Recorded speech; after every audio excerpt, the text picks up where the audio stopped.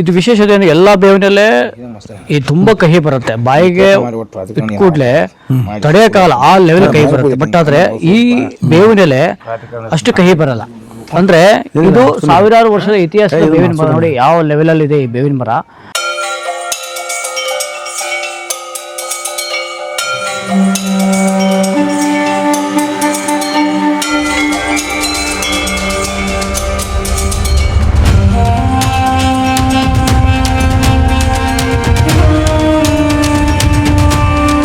ನಾವು ತಿಂದೇವ್ರಿ ಅದನ್ನ. ಹೌದಾ?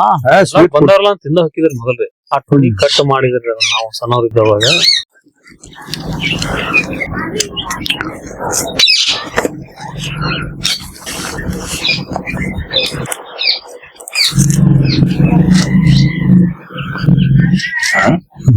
ಖುಷಿ ಅಲ್ಲ ಆ ಗಿಡ ಆ ಟುನಿದ ಏನಿತ್ತು ಗೊತ್ತನ, ಬೆಲ್ಲ ತಿನ್ನಂಗ ಆಕೇತ.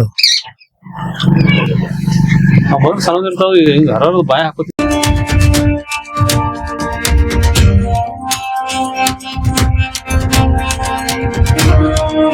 ಏನು ಇಲ್ಲಿ ಬೇವಿನ ಎಲೆ ಇದೆ, ಇದೊಂದು ವಿಶೇಷತೆ ಇದೆ. ಇದು ವಿಶೇಷತೆ ಅಂದ್ರೆ ಎಲ್ಲಾ ಬೇವಿನಲ್ಲೇ ಈ ತುಂಬಾ ಕಹಿ ಬರುತ್ತೆ, ಬಾಯಿಗೆ ಕೂಡಲೇ ತಡೆಯಕ್ಕಾಗಲ್ಲ ಆ ಲೆವೆಲ್ ಕಹಿ ಬರುತ್ತೆ. ಬಟ್ ಆದ್ರೆ ಈ ಬೇವಿನೆಲೆ ಅಷ್ಟು ಕಹಿ ಬರಲ್ಲ.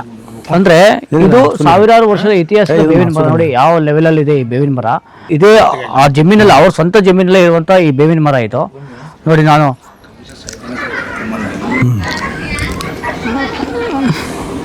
ತಿಂತ ಅಂತ ಕಹಿ ಇಲ್ಲ. ಬೇರೆ ಬೇವಿನೆಲ್ಲ ನಾವು ನಾರ್ಮಲ್ ಆಗಿ ನೋಡ್ತೀವಿ, ತುಂಬ ಬಾಯಿ ಮಡಗಿದ ಕೂಡಲೇ ಕಹಿ ಸಿಕ್ಕಾಪಟ್ಟೆ ಕಹಿ ಬರುತ್ತೆ. ಬಟ್ ಅದು ಇದು ಅಂಥ ಕಹಿ ಇಲ್ಲ. ಇಂಥ ಒಂದು ಇತಿಹಾಸವುಳ್ಳ ಈ ಮರಗಳಾಗಲಿ ಈ ದೇವಸ್ಥಾನ ನಾವು ಉಳಿಸ್ಕೋಬೇಕು. ಅದ್ರ ಜೊತೆಗೆ ಭಕ್ತರು ಸಾವಿರಾರು ಸಂಖ್ಯೆಯಲ್ಲಿ ಇಲ್ಲಿಗೆ ಬರಬೇಕು. ಇಲ್ಲಿಗೆ ಬಂದು ಈ ಮಲ್ಲಿಕಾರ್ಜುನ ದೇವಸ್ಥಾನದ ಜೊತೆಗೆ ಸಂಗೊಳ್ಳಿ ಈ ಜಮೀನಲ್ಲೇ ನೀವು ಆಶೀರ್ವಾದ ತೊಗೊಂಡು ಹೋಗಬೇಕು. ಇದು ನಮ್ಮೆಲ್ಲರ ಒಂದು ವಿಶ್ವಾಸ, ನಾವು ಕೇಳ್ಕೊತಾ ಇದ್ದೀವಿ. Thank you.